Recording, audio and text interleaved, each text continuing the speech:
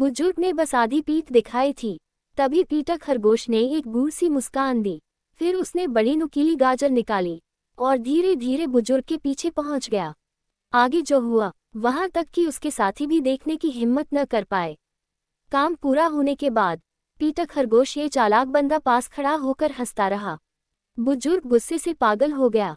उसने कसम खाई कि अगली बार वह उसे भाप में पका कर खाएगा।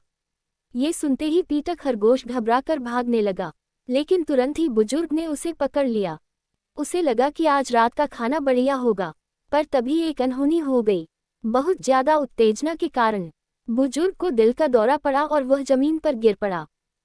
पीटर खरगोश को समझ ही नहीं आया कि हुआ क्या है। वह खुद को छुड़ाकर बुजुर्ग के पास गया और देखने लगा। लग रहा था जैसे वह मर चुका है। पीटर ने सोचा कि उसने ही बुजुर्ग को खत्म कर दिया है। वह खुशी खुशी यह खबर अपने साथियों को बताने दौड़ा। साथी भी खबर सुनकर बड़े सभ्य बने। उन्होंने जाते हुए एम्बुलेंस को सम्मान में झुककर सलाम किया। इसके बाद पूरा फार्म हाउस खरगोशों का स्वर्ग बन गया। पीटर ने और जानवरों को बुलाया और बुजुर्ग की विला में पार्टी करने की तैयारी करने लगा।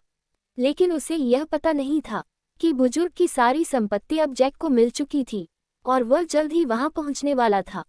एक गहरी रात को जब पीटर अभी भी मौज मस्ती कर रहा था, तो एक बत्तख ने उसे आकर टोक दिया, क्योंकि जैक अब गेट तक पहुंच चुका था।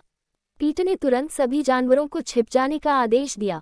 रैकून भालू जैसा जानवर नहीं जानता था कहाँ छिपना है, तो डर के मारे अपनी आंखें ढक लीं। अरे, यह क्या बात हुई? अगर तुम दूसरों को नहीं देखोगे तो इसका मतलब यह नहीं कि कोई तुम्हें नहीं देखेगा, समझे? जल्दी छिपो। क्या? टॉमिली ने खुद को किसी फंदे की तरह छिपा लिया। नकली शिकार बनना भी बेकार था। अब फिर से वह नई अजीब हरकतें करने लगा। तुम आखिर बन क्या रहे हो? इस तरफ जैक अब गेट तक पहुंच चुका था। रैकून अभी भी नाटक कर रहा था। पीटर ने देखा और तुरंत उसे खींचकर हटा लिया। जब जैक ने लाइट जलाए तो वह हैरान रह गया। ये क्या हो गया? जो कहा था वह शानदार विला कहाँ है? ये तो अब कूड़े का ढेर बन चुका था। निराश होकर वह बैठ गया। लेकिन अगले ही पल सारे छोटे जानवर झुंड की तरह बाहर निकल भागे और फार्म हाउस छोड़कर भाग गए। अगले दिन जैक ने घर की सफाई शुरू की। उसने बाड़ को फिर से बंद किया और पुराने छेद भी पूरी तरह भर दिए। तभी शाओमी एक लड़की मिलने आई।